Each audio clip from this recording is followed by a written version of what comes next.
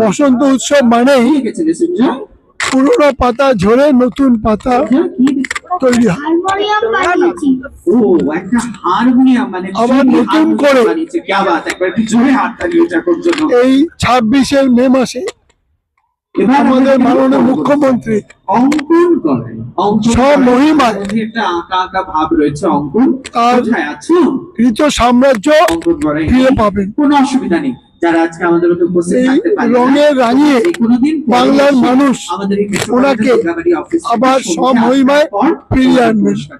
বসন্ত মানেই একটা রঙিন আভাস, বসন্ত মানে আনন্দের ছোঁয়া, শীতের শেষে না গরম, একটা সুন্দর আবহাওয়া। তাই বসন্তকে ধরে নিতে আজকের আমাদের এই উদ্যোগ। আজ বসন্ত বরণ হলো, কালকে ভাবতে হবে একালে সেকালে বসন্ত উৎসব কেমন ছিল, তার সাথে দোল উৎসব কিভাবে সম্পৃক্ত হলো। গানে গল্পে কবিতায় আগামী দিন ভরে থাকে।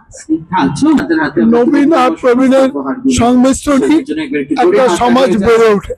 এটাই সংস্কৃতি, এটাই বাংলা। সাম্প্রদায়িক সংস্কৃতি সম্প্রতির বাইরে গিয়ে বাংলা বেঁচে থাকতে পারবে না। তাই বাংলায় সবার জায়গা আছে, ধর্ম বর্ণ নির্বিশেষে, হিন্দু মুসলিম নির্বিশেষে আমরা সবাই একসাথে আছি। একই বৃন্তে দুটো কুসুম, হিন্দু মুসলমান। একজন তার